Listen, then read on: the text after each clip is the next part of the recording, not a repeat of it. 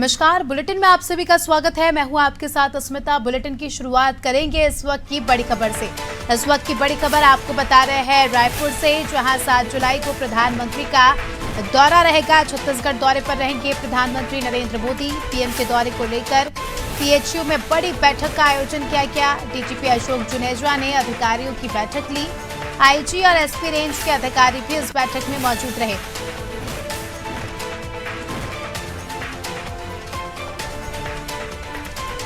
प्रधानमंत्री नरेंद्र मोदी का छत्तीसगढ़ दौरा है। 7 जुलाई को छत्तीसगढ़ जाएंगे प्रधानमंत्री और इसी को लेकर जो है डीजीपी अशोक जुनेजा ने अधिकारियों की बैठक ली।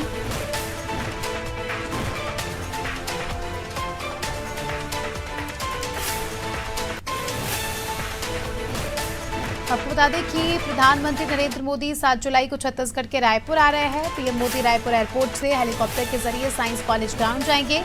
यहीं पर सरकारी कार्यक्रम होगा।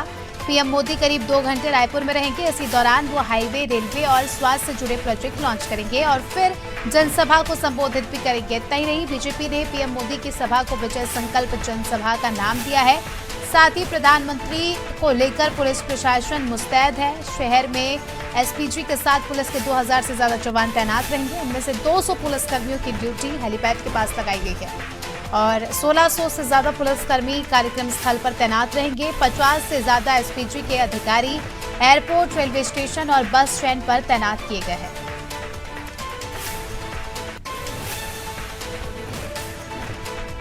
चलिए इसी के साथ इस खबर पर और ज्यादा जानकारी देने के लिए हमारे साथ छत्तीसगढ़ से हमारे संवाददाता अजय श्रीवास्तव जुड़ चुके हैं। अजय, 7 तारीख को प्रधानमंत्री का दौरा है। दौरे को लेकर क्या कुछ अपडेट्स है? देखिए, प्रधानमंत्री का दौरा 7 तारीख से, लेकिन तैयारियां 3 तारीख से चल रही हैं और आज देर शाम 7 बजे के आसपास गृह मंत्री अमित शाह जी का भी छत्तीसगढ़ आगमन हो रहा है और वो कल 1:30 बजे तक रायपुर में रहेंगे।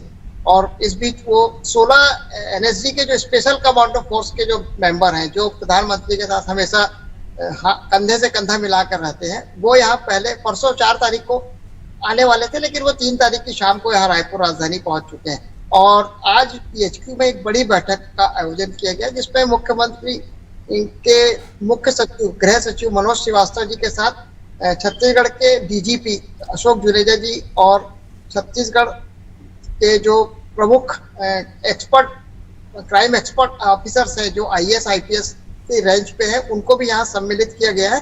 और दूसरी बात, 8 जिलों के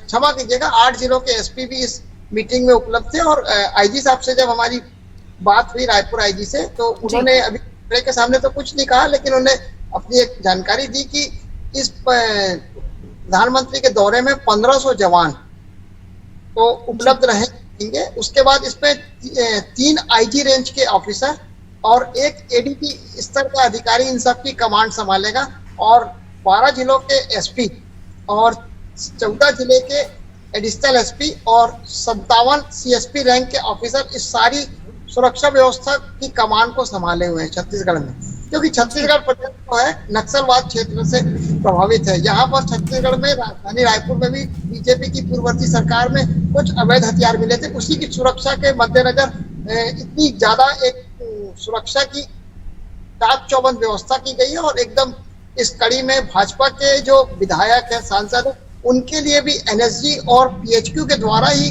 सुरक्षा के मद्देनजर उनको कार्ड जारी किए गए हैं कि जो प्रधानमंत्री के मंच पे जो साझा करेंगे, उनकी भी एनएसजी के साथ साथ पीएचक्यू के साथ उनकी पूरी रिपोर्ट तैयार की जा रही है। जी बिल्कुल। यहाँ पर देखा जा रहा है कि प्रधानमंत्री से पहले अजय, यहाँ पर आज गृह मंत्री भी आएंगे, तो उसको लेकर क्या कुछ तैयारियां हैं? ये चाक चौबंद व्यवस्था का मैंने आपसे पहले उल्लेख किया। सड़कों पे अभी से बैरिकेड्स की तैयारी हो रही है। हालांकि प्रधानमंत्री परसों सुबह पहुंचेंगे, लेकिन बैरिकेड्स की तैयारी कल शाम से चालू कर दी गई थी। संबंधित विभाग, वन विभाग और नगर निगम, ये दोनों विभाग सम्मिलित रूप से कार्य कर रहे हैं। और जो मुख्य मार्ग है, मतलब इस बार ये कहा जा सकता है कि प्रधानमंत्री का 2 घंटे का दौरा जरूर है, लेकिन उस 2 घंटे में जनता को बहुत ज्यादा असुविधा होगी।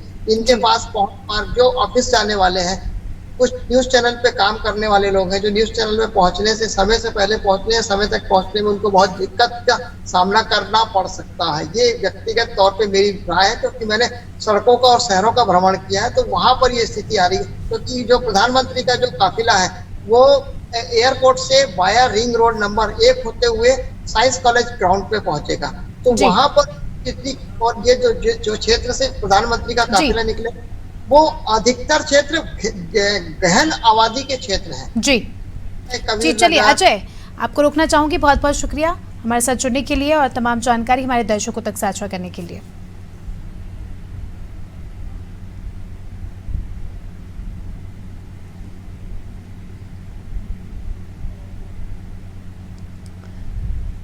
तो आपको बता दें कि 7 तारीख को प्रधानमंत्री का दौरा है, उसको लेकर तमाम तैयारियां जो है पूरी की जा चुकी है और बस इंतजार है प्रधानमंत्री के आगमन का। लगातार बैठकों का दौर भी हमें देखने को मिल रहा है।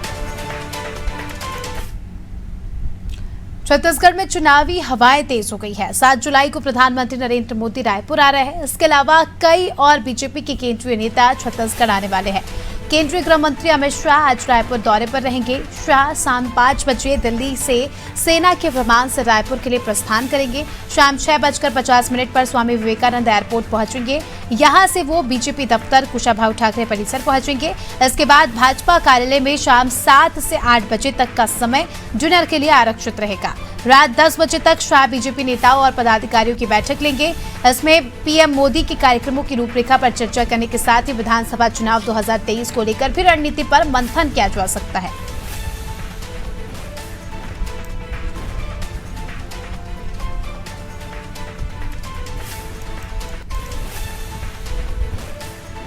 चलिए इसी के साथ इस खबर पर हमारी सहयोगी करिश्मा हमारे साथ जुड़ चुकी है। करिश्मा, आज गृह मंत्री अमित शाह का दौरा है, तो क्या कुछ तैयारियां हैं उनके दौरे को लेकर, क्योंकि शाम को जो है उनका आगमन रायपुर में हो जाएगा, तो क्या कुछ व्यवस्थाएं की गई है? सुरक्षा के लिहाज से अगर बात करें तो सुरक्षा के लिहाज से क्या कुछ इंतजाम किए गए हैं? जी अस्मिता, साफ तौर पर बता दें कि आज गृह मंत्री का दूसरी बार छत्तीसगढ़ का दौरा है जिस पर वो आने वाले, और देखा जा सकता है कि आज के इस दौरे पर कई सारे मुद्दों पर चर्चा करने वाले हैं गृह मंत्री अमित शाह। जी हाँ, आज शाम देख सकते हैं दिल्ली से सेना के विमान से वो रवाना होने वाले हैं। रायपुर राजधानी एयरपोर्ट में, स्वामी विवेकानंद एयरपोर्ट में वो पहुंचने वाले हैं शाम 7 बजे। इसके पश्चात कुशाभाऊ ठाकरे परिसर में जो है भोजन करने के बाद और कुछ आरक्षित समय के बाद जो है वो एक बड़ी बैठक लेने वाले हैं, जिसमें देखा जा सकता है कि 150 से ज्यादा सदस्यों की यह बैठक होने वाली है। भाजपा के बड़े बड़े नेता कार्यकर्ता इस बैठक में शामिल होने वाले हैं। साथ ही में बताया जा सकता है कि अमित शाह की सर्वे रिपोर्ट जो है आ चुकी है, उन्होंने मंगवाई थी, जिसे लेकर के ये बैठक हो रही है। जी हाँ, अमित शाह की सर्वे रिपोर्ट में किस कदर क्या चीजें सामने आई हैं वो आने वाला वक्त बताएगा। हालांकि उसी सर्वे रिपोर्ट में कहा जा सकता है कि आज जो है अमित शाह बैठक लेने वाले हैं। कहीं ना कहीं कांग्रेस को भी यही लग रहा है कि भारतीय जनता पार्टी में कुछ ना कुछ गड़बड़ चल रही है। कहीं ना कहीं कुछ जो पुराने कार्यकर्ता है वो नाराज चल रहे हैं और जो नए कार्यकर्ता है वो भी कहीं ना कहीं नाराज चल रहे हैं। तो ये सारी चीजें जो है देखने को मिल रही है। हालांकि अगर देखा जाए आज के दौरे की बात की जाए तो प्रधानमंत्री नरेंद्र मोदी का 7 जुलाई को दौरा होने वाला है और साइंस कॉलेज ग्राउंड में जो है वो बड़ी सभा को संबोधित करने वाले। पूरे प्रदेश से देखा जाएगा कि कार्यकर्ता और ग्रामीण लोग जो है उन्हें सुनने के लिए आएंगे, उनके संबोधन को देखने के लिए आएंगे कि किस कदर जो है प्रधानमंत्री और लोगों के हित में बात करते हैं, क्या कुछ नई बातें छत्तीसगढ़ के लिए रखने वाले, क्या कुछ सौगात देने वाले। तो इन सभी प्रश्नों के जवाब सुनने के लिए देखा जा सकता है कि पूरे प्रदेश से, अलग अलग जिले से लोग आने वाले हैं। अमित शाह भी आज आने वाले हैं और इसी पर वो मंथन करने वाले हैं, रूपरेखा देखने वाले हैं कि प्रधानमंत्री के कार्यक्रम की किस तरीके से रूपरेखा होने वाली है, कौन कौन से कार्यक्रम है जिसमें वो शामिल होने वाले हैं और क्या कुछ तैयारियां हैं साइंस कॉलेज ग्राउंड में हो चुकी हैं उनके दौरे को लेकर। इन सभी पर आज अमित शाह बैठक लेने वाले हैं। बड़े बड़े कार्यकर्ता नेता उसमें शामिल होने वाले हैं और साथ ही में आगामी चुनाव को लेकर भी अस्मिता बताया जा सकता है कि यहाँ पर वो बात करने वाले हैं। लोकसभा चुनाव भी जो है उसको लेकर भी यहाँ पर बात करने वाले हैं और विधानसभा चुनाव की बैठक तो बड़ी होने वाली है क्योंकि 15 सीट पर जो है भाजपा थी, अब सिमट कर जो है और 13 सीट पर आ चुकी है। ऐसे में देखा जा सकता है कहीं ना कहीं भारतीय जनता पार्टी के ऊपर भारी ज्यादा प्रेशर है विधानसभा चुनाव को लेकर, जिसे लेकर के अमित शाह आज बैठक भी लेंगे।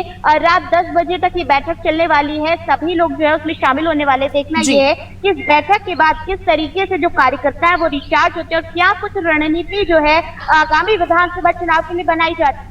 बिल्कुल, अब देखना खास होगा कि क्या कुछ बातें जो है आज अमित शाह करते हैं और किन मुद्दों पर जो है विशेषकर वो चर्चा करते हैं। चलिए, बहुत बहुत शुक्रिया आपका हमारे साथ जुड़ने के लिए करिश्मा, और तमाम जानकारी हमारे दर्शकों तक साझा करने के लिए। तो दर्शकों को बता दें कि खबर आपको बताई रायपुर से, जहां आज गृह मंत्री अमित शाह का दौरा है और काफ़ी विशेष इस दौरे को माना जा रहा है, क्योंकि आगामी समय में लोकसभा चुनाव भी है, विधानसभा चुनाव भी है, तो उसके मद्देनजर काफ़ी विशेष इस दौरे को बताया जा रहा है।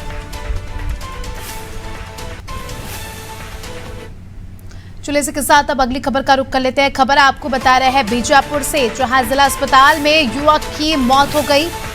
युवक की मौत के बाद परिजनों ने हंगामा मचा दिया। जी हां, अस्पताल प्रबंधन और डॉक्टर पर कई गंभीर आरोप यहां पर लगाए गए हैं।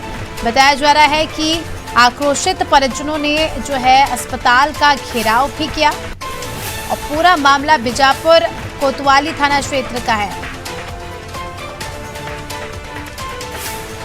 चलिए, इसी के साथ इस खबर पर ज्यादा जानकारी देने के लिए हमारे साथ बीजापुर से हमारे संवाददाता सुरेश जुड़ चुके हैं। सुरेश, बताया जा रहा है कि जिला अस्पताल में युवक की मौत हो जाने से परिजन काफी ज्यादा आक्रोशित नजर आ रहे हैं। युवक की मौत किस वजह से हुई?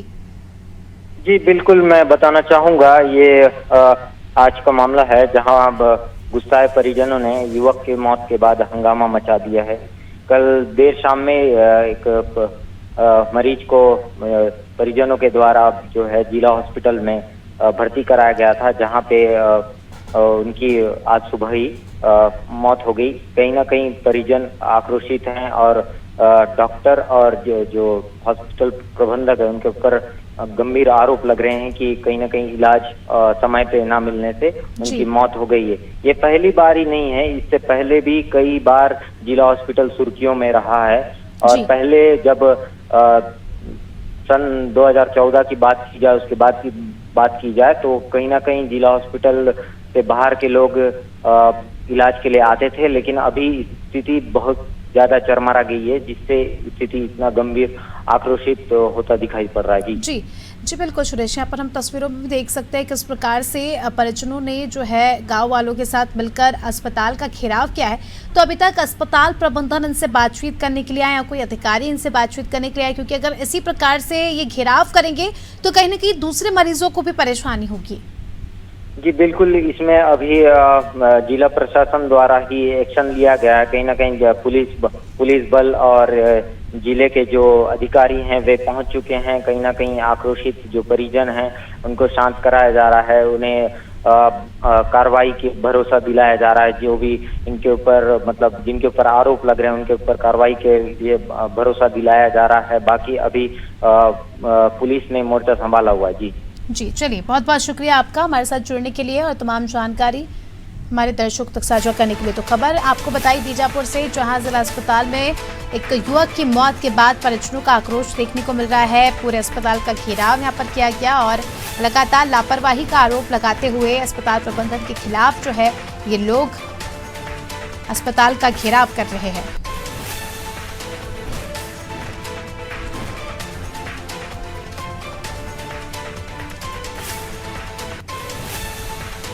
रायपुर में कांग्रेस प्रदेश कार्यालय में संचार विभाग अध्यक्ष सुशील आनंद शुक्ला ने प्रेस वार्ता की, जिसमें उन्होंने प्रधानमंत्री के 7 जुलाई के दौरे को लेकर कई सारी बातें की। उन्होंने कहा कि प्रधानमंत्री ने कई सारे वादे जनता से किए थे जिन्हें पूरा नहीं किया।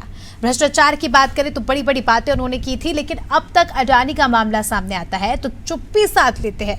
ऐसे में छत्तीसगढ़ में भाजपा के ऊपर 34 घोटालों का आरोप कांग्रेस पार्टी ने लगाया। कांग्रेस ने सभी घोटालों की जांच की मांग की है। वहीं भाजपा ने पलटवार करते हुए कहा कि कांग्रेस के 4.5 साल बीत गए, सीएम बघेल ने कई मामलों को लेकर एसआईटी गठित की थी, लेकिन रिजल्ट कुछ नहीं निकला। प्रधानमंत्री जी छत्तीसगढ़ आ गए हैं। छत्तीसगढ़ आगमन के पूर्व कांग्रेस पार्टी उनसे मांग करती है कि रमन राज के 15 साल में जो लगभग 1 लाख करोड़ का घोटाला हुआ था, 34 से अधिक घोटालों की सूची आज हम आप सबके सामने प्रस्तुत कर रहे हैं। इसमें से 6 घोटाले ऐसे हैं जो सीधे सीधे मनी लॉन्ड्रिंग की श्रेणी में आते हैं। नान घोटाला, शराब घोटाला, गौमाता के नाम पे गौशाला घोटाला, पनामा पेपर में अभिषेक सिंह की जांच, इंदिरा प्रियदर्शनी घोटाला। इन घोटालों की प्रधानमंत्री जी ईडी, आईटी और सीबीआई से जांच कब करवाएंगे? 4.5 वर्ष बीत गए कांग्रेस की सरकार बनते ही भूपेश बघेल ने विभिन्न मामलों को लेकर एसआईटी गठित की थी। 4.5 वर्ष में एक भी एसआईटी का रिजल्ट नहीं आया है। भूपेश बघेल सरकार जानती है कि जिन जिन मामलों की बात वो कर रही है उनकी फाइल भूपेश सरकार के पास है, अधिकारी वही हैं जो भारतीय जनता पार्टी के शासनकाल में थे। अगर एक भी घोटाले का मामला भारतीय जनता पार्टी के खिलाफ निकलता तो भूपेश सरकार उस पर कार्रवाई अवश्य करती। आज 4.5 साल में एक भी घोटाले का मामला, एक भी एसआईटी का रिजल्ट नहीं आया, मतलब भारतीय जनता पार्टी के कार्यकाल में ऐसे कोई भी कृत्य नहीं हुए हैं। कांग्रेस के 34 घोटाले के आरोप पर बीजेपी ने पलटवार किया है। पार्टी प्रवक्ता संजय श्रीवास्तव ने कहा कि घोटालों पर आरोप लगाना गलत बात नहीं है, लेकिन खुद घोटालों से लिप्त हो और दूसरे पर आरोप लगाए ये जो है सरासर गलत है। उन्होंने कहा कि 7 जुलाई को प्रधानमंत्री का छत्तीसगढ़ दौरा है, जिसे लेकर कांग्रेस में घबराहट है, इसलिए कांग्रेस ने साजिश की है। अगर बात करनी ही है तो हड़ताल पर बैठे कर्मचारियों से करें। देखिए, घोटाले पे आरोप लगना चाहिए, लेकिन जब घोटालेबाज लोग घोटाले की बात करते हैं तो निश्चित रूप से प्रदेश की जनता को हंसी आती है और बड़ा व्यंग्यात्मक लहजा होता है। ये कितने डरे सहमे कांग्रेस के लोग हैं कि देश के प्रधानमंत्री आ रहे हैं, इस प्रदेश को कई हजार करोड़ की सौगात उन्होंने दिया और देने वाले हैं। ऐसे समय में भी अपनी राजनीति को बचाने के लिए किसी को किस तरीके से बदनाम किया जाए उसका प्रयास कर रहे हैं।